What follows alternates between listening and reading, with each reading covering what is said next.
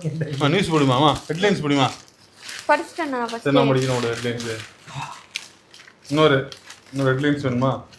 அதாவது என்ன சொல்றான் அப்படின்னா, என்ன சொல்றது, 34 லட்சம் ரூபாயாம். இந்த 34 லட்சம் இன்டூ நான் சொல்றது போடுப்பா. 34 லட்சம் இன்டூ 107 34 இன்டூ 7 107. என்னையா கட் பண்ற? தண்டக்கர்மாந்திரம் இரியா, நானே போடுறேன். ஒரு கால்குலேட்டர் கணக்கு போட தெரியல. டக்குனு பதட்டமாவதா இல்லையா? ஆக்குவாய் காப்புவாயானா காப்பாய். இந்த சேனல் உங்களுக்கு பிடித்திருந்தால், விருப்பம் இருந்தால் QR கோட் மூலம் ஆதரிக்கலாம். உங்கள் அன்புக்கு நன்றி. நான் நிறைய கணக்கு சொல்ல போறேன். நீ போன் வச்சிருக்கியாமா கையில? அது வச்சு பரவாயில்ல, நீ சொல்லு, அது போட்டுக்கலாம். 34 லட்சம் 107 எவ்வளவு வந்திருக்கு? 36.38 கோடி. 36.108 கோடி. இதுல வந்து திமுக ஆளுங்க 59 பேர் வேணான்ட்டாங்க, காரு வேணான்ட்டாங்க. சிபிஐ வேணான்றது, சிபிஎம்மும் வேணான்றோம். மீதி இருக்க ஆளுங்க எல்லாம் அப்படி இப்படின்னு சேர்த்தாக்க ஒரு 150 பேருக்கு வரும். சரி, அப்ப 107 மீதி எவ்வளவு? சரி, ஒரேடியா 150 × 34 என்னன்னா கணக்கு. 34 லட்சம் ஒரு காரு. நேத்து இறங்கின காரை பாக்க 150 பேரா? தம்பி, பெண்களுக்கு நல்லா சுவாரஸ்யமா போயிட்டு இருக்கும் போது சொல்றது கேளுங்க. இது பாருங்க, வீட்ல ஓட்டு போவாங்க கணக்குல 51 கோடி. இது 51 கோடி ரூபாய்க்கு எம்எல்ஏக்கு காரம். ஏய், எம்எல்ஏ கார் தவறான தகவல். எந்த எம்எல்ஏக்கு 34 லட்சம் ரூபாய் ஒரு காரு அப்படின்னா 150 பேருக்கு கணக்கு. நேத்து தலைமைச் செயலகத்துல டெஸ்ட் டிரைவுக்காக காருங்கெல்லாம் கொண்டு நிப்பாட்டி இருக்காங்க. அது அப்புறம் உடனே வாங்கிடுறாங்க டெஸ்ட் டிரைவ் பண்றதுக்காக. பார்த்துட்டு எது நல்லா. ஒரு மாணவன் அமெரிக்கா மலேசியாவில் உட்காந்துட்டு எனக்கு சாப்பிடவே வழி இல்ல, கஷ்டமா இருக்கு, எனக்கு கிட்னி கல் இருக்கு, ஒரு நிதியை ஒழுக்குதுங்கன்னு கேட்டுக்கிட்டு இருக்கான். அவனுக்கு அனுப்ப வாக்கு இல்ல. இந்த 50 அந்த 300 பேருக்கு வந்து இந்நேரம் விசா வாங்கி கொடுத்துருக்கலாம். அந்த 51 கோடியில சாயங்காலம் காலையில பேசுறாங்க, சாயங்காலம் டெஸ்ட். திமுகவும் கம்யூனிஸ்ட் கட்சியும் காரு வேணாம்னு சொல்லிட்டாங்க. கம்யூனிஸ்ட விட நீங்க அடுத்த இட போறீங்களா தொகுதியில போய்? தொகுதி மக்களுக்கு நான் கேக்குறேன். இல்ல, எனக்கு அதுதான் புரியல. ஏன்னா இருக்கிறதுலே கார் இல்லாம நடந்து போய் எல்லாத்தையும் பண்றாங்க. அவங்களே வேணாங்கிறாங்க, யாருக்கு வாங்கி கொடுக்கல? எல்லாம் இத்தனை பேரு 108 பேர்ல தாவேக்கால 77 பேர் கோடி சொல்றீங்க. அப்படி விட்டுப்படி அப்படியே வீட்லயே கிறிஸ்டினா தெரியுமா? மாண்புக்கு விசிகா அவர் வந்து பாத்தீங்கன்னா பஸ்ல வராருன்னு போய் இல்ல அவரு கார்ல இருக்காரு, இனோவா கிறிஸ்டா. இல்ல தெரியுமா கூத்து என்ன தெரியுமா? இது இந்த பிரச்சனை ஆரம்பிச்சுட்டு ஜோதி நேத்து ஒண்ணு பேசிருக்கிறாப்ல. என்ன ஐயா, நான் 15 வருஷம் முன்னாடி கார் வாங்கிட்டேன், அது ரொம்ப பழசா போயிருச்சு, பேரமத்துல எடுத்துட்டு போயிடணும், எனக்கு கார் இல்லை. இது ஒரு காரணம். இது குடும்ப பிரச்சனைங்க. அது நீங்க குடும்பமா சொல்லிருக்காரு. டைமிங்க்கு போகலன்னு பஸ் எடுத்துட்டு போயிடுறாங்க, கவலைப்பட்டுக்கிட்டு இருக்கோம். இதுக்குதான் கார் கேட்டிருக்காரு அவரு. அப்புறம் தான் சொன்னேன், யோ சொந்த பிரச்சனை கார் வச்சிருக்காரு அவரு. எனக்கு என்ன ஒண்ணு புரியலன்னா, அது சட்டமன்றமா இல்ல எதுவும் குடும்ப நல்ல அந்த ஆள் என்னங்கிறாரு, ஒரு தாவே கம்மலே எனக்கு வந்து பிரேக்கப் ஆகி போச்சு கார் இல்லைங்கிறாரு. இவரு என்னன்னா என் பேர பிள்ளைல என் கார் எடுத்துட்டு போயிடுறாரு. சரி, நான் என்ன கேக்குறேன், ஆதவர்ஜுன சொல்றாப்புல, அதாவது போன ஆட்சியில நான் போய் கேக்குறேன், என்ன சொன்னாங்க தெரியுமா? எல்லாரும் எலெக்ஷன் அப்ப பார்த்ததுதாங்க, அதுக்கப்புறம் யாருமே திரும்பி வரலங்க, எல்லாம் வரவே இல்லை அப்படின்னு கேட்டா. ஏன்னா கார் இல்லாம தான் அவங்க தொகுதிக்கு வரலையா அப்படின்னு ஆதவர்ஜுன. எம்எல்ஏக்கள் மேல தப்பு இல்ல. இன்னைக்கு ஆதவர்ஜுனாவுக்கு செருப்படியா பதிலடியை வந்து கொடுத்தது யாரு தெரியுமா? அதே போல மாண்புமிகு சட்டமன்ற உறுப்பினர், கம்யூனிஸ்ட் கட்சி உறுப்பினர் ஒருத்தர் இருக்காரு அப்படின்னு அவர் சொல்றாரு. அவர் எந்திரிச்சு முதலமைச்சர் அறிவிச்சாரு, ஆனா என் கட்சி நிலைப்பாடு எனக்கு கார் வேணாம். சிபிஐ நிலைப்பாடு கார் வாங்குறதுல முடிவு பண்ணிட்டோம்ங்க. வேணா நீ தனியா ஏன் பேர் சொல்லி வாங்காத. அவங்க என்ன சொல்றாங்க, காரு 1 லட்ச ரூபாய் காசு எனக்கு எல்லா அலவன்ஸ் கொடுத்தாதான் நான் தொகுதிக்கு போய் நான் எல்லாத்தையும் அடுத்து தள்ளி 3 லட்சம் பேர் பார்த்து எல்லா தொகுதி எல்லா தெருவுக்கும் நான் போயிட்டு இன்னொன்னு சொல்றேன். இவ்வளவையும் வாங்கிட்டு எவனாவது தொகுதி பக்கம் போகாம வந்தா அவனுக்கு எதை கொண்டு அடிக்கிறது அவனை. இந்த சேனல் உங்களுக்கு பிடித்திருந்தால், விருப்பம் இருந்தால் QR கோட் மூலம் ஆதரிக்கலாம். உங்கள் அன்புக்கு நன்றி. எதை கொண்டு அடிக்கிறது? இன்னொன்னு சொல்லவா? கம்யூனிஸ்டுக்கு நம்ம எம்எல்ஏக்கு 1,05,000 ரூபாய் சம்பளம்ல. கம்யூனிஸ்டோட கொள்கைப்படி 1,50,000 வாங்கிட்டு அதை நேரா போய் அப்படியே கட்சி ஆபீஸ்ல கொடுத்துருவோம். அவங்க கொடுக்குற மாசம் 12,000 ரூபாய் வச்சு அந்த மாசம் முழுக்க அந்த எம்எல்ஏ வேலை செய்யணும். இல்ல இது ஆக்சுவல் பெரிய காம்ப்ளிகேஷன் என்னன்னா சிபிஐ சிபிஎம் 4 பேர் இருக்காங்க. 4 பேருக்கு வந்து ஒரு உதவியாளர், அவங்களுக்கு சம்பளம், இது இவங்களுக்கு தனி பேமெண்ட் நீ சொல்ற. இப்ப இது பூரா அவங்க பார்ட்டில கொடுப்பாங்களா, எதுல கொடுப்பாங்க? இல்ல நீங்களே டைரக்டா பார்ட்டில? இவ்வளவு காம்ப்ளிகேஷன் இருக்கு. உண்மையிலே நீங்க கார் கொடுக்கணும், வசதி கொடுக்கணும், ஒரு கம்யூனிஸ்டுக்கு நீங்க கேட்காமலே கொடுக்கலாம். அவங்கள்ட்ட கிடையாது, அவங்க வாங்க மாட்டாங்க. இல்ல கொடுக்கலாம், போய் இவங்கள்ட்ட வாங்குவாங்களா? இல்ல கண்ணை மூடி 4 பேர் கொடுத்துடலாம். இப்ப 4 பேர் வேணாங்கிறாங்க. நீ கொடுக்க போறதே நீ இவ்வளவு உருட்டில நீ காரணம் சொல்லி உருட்டுனதே அவங்க வச்சுதான். அவங்களே வேணாங்கிறாங்க. இப்ப மத்தபடி அந்த அந்த சட்டசபையில இருக்கிற எல்லாத்தையும் கார் இருக்குது. எவனுக்கு இந்த திட்டம், எதுக்கு இந்த 250 கோடி, எவன் வீட்டு இடவு, எவன் வீட்டு ஸ்வீட்ல, அதுலயும் கொண்டாமுத்தூரா கவுண்டம்பாளையம் எம்எல்ஏ அக்கா கனிமொழி அக்கா எல்லாம் வைத்தறிச்சல. எனக்கு நேத்தே லேசா அடைச்சது. எதை வேற திருப்பி தம்பி அந்த மேட்ரு சொல்லணும்னு. எம்எல்ஏ தான் சொந்த வீடு இருக்கு, ஆனா வந்து இங்க எம்எல்ஏங்களுக்கு பங்களா வாங்கலையா அப்படின்னு கேட்டார். ஐயா அது சொந்த பங்களா இல்ல, வாடகை பங்களா. அது வாடகை பங்களா விட்டு விட்டுனாங்க. தெரியுமா இருக்கு எப்படின்னா, எம்எல்ஏக்கள் வெளியூர்ல இருந்து சென்னைக்கு வராங்க. அதனால இங்க ஒரு கார் தேவைப்படுது, அங்க ஒரு கார் தேவைப்படுது, இங்க ஒரு வீடு தேவைப்படுது, அங்க ஒரு வீடு, இப்படிலாம் சொல்லிட்டு இருக்காங்கடா. சட்டமன்றத்துல முதலமைச்சர் இன்ஸ்பிரேஷன் எடுத்துக்கிறாங்க இதுல எல்லாம். எம்எல்ஏக்குன்னு வீடு இருக்குல்ல, அது எங்க இருக்குன்னா சட்டமன்றத்துக்கு பேக் சைட்லயே இருக்கு. அது எதுக்காகனா அந்த சட்டமன்ற கூட்டத்தொடர் நடக்கும்போது இங்கேயே வந்து ஸ்டே பண்ணிக்கணும்னு. இன்னொன்னு, சட்டமன்ற அந்த வளாகத்துல இருந்து அந்த எம்எல்ஏ ஹாஸ்டல் வந்து ஒரு 3 கிலோமீட்டர் வச்சுக்கோங்களேன், அதுக்கும் சிரமப்படக்கூடாதுன்னு ஃப்ரீ பஸ் இருக்கு அவங்களுக்கு. அதுவும் வந்துருக்கு. அதனால லோக்கல் சென்னைக்கு காரே தேவையில்லை.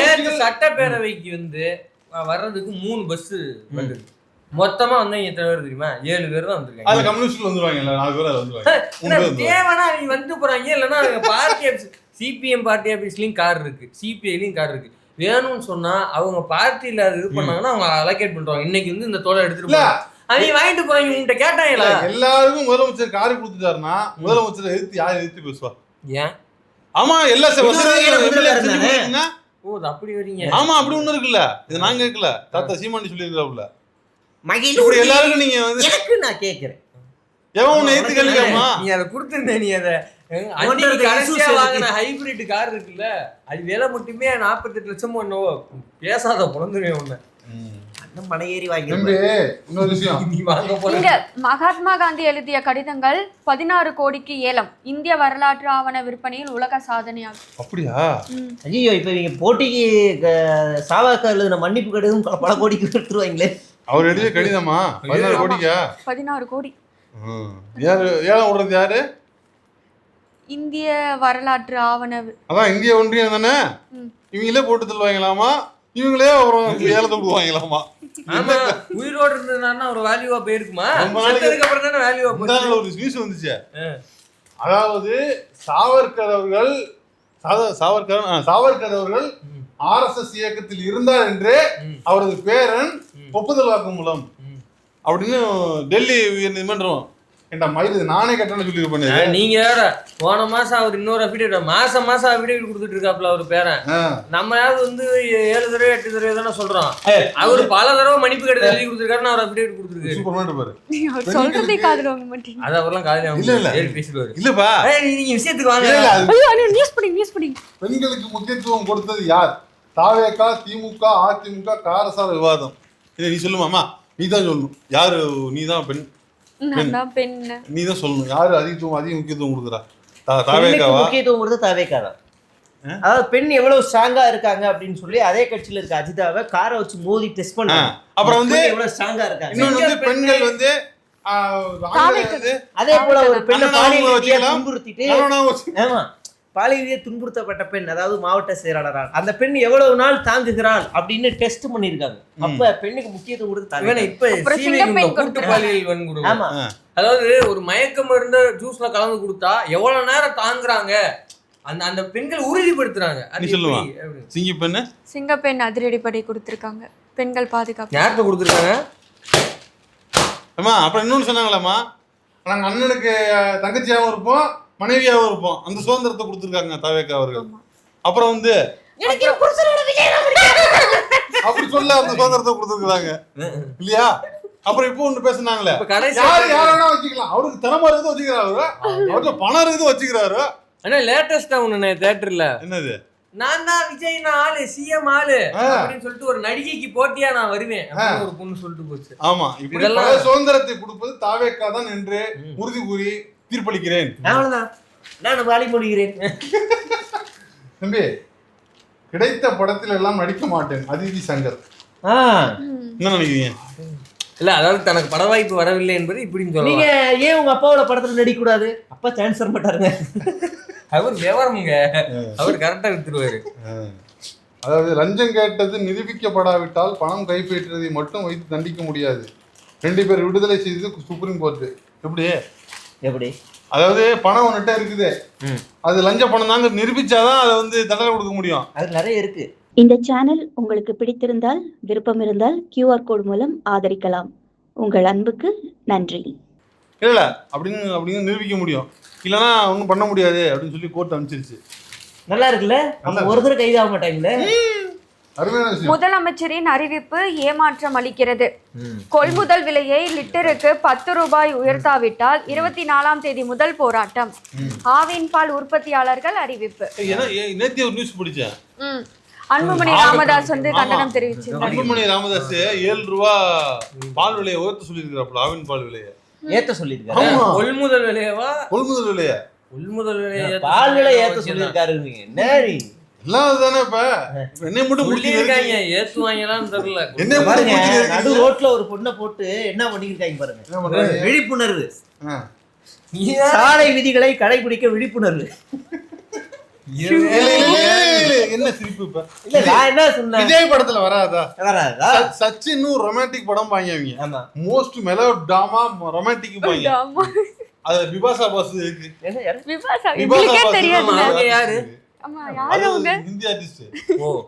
அது பிபாசா பாஸ் ஆர்டிஸ்ட். பிபாசா பாஸ்ரா. எங்களுக்கு சுபாஷ் சந்திர போஸ் தான் தெரியும். எங்க அப்பா இது மட்டும் இப்ப நான் கேட்டேன்ல, 2வது வாட்டி தெரியாத மாதிரியே கேட்டு அந்த காமெடியை போட்டு அவன் பங்கு முடிச்சிட்டான். நான் சொன்னா மட்டும் சிரிக்க மாட்டேங்கிறீங்களே, கங்கணம் கட்டிட்டு இருக்கீங்களா? அது ரைமிங் டைமிங்ல கரெக்ட்டா இருக்கும். சங்கவி கூட இவரு பண்ணாத இதெல்லாம் யாருன்னா சங்கவி? ரொம்ப பழைய பேசிட்டாரா நீ? இல்லப்பா சொல்றேன், அதெல்லாம் பண்ணிருக்காருல்ல. இதுக்கு என்னமோ பண்ணிருக்காரு இல்ல? தப்பா இருக்குது, ரொம்ப தப்பா கேக்குது எனக்கு. சரி, நான் ஒரு மேட்டர் படிக்கிறேன் கேளுங்க.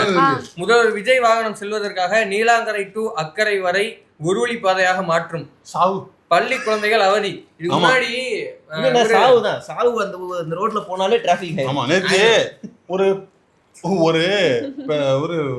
பேரண்ட் ஒருத்தர் கொஞ்சோட போயிருக்காரு பையனை, போய் யூட்டன் பண்ணிட்டு விட்டாங்க. அது பார்த்தா 2 கிலோமீட்டருக்கு இருக்குதா. 5 ஓட்டு நேத்து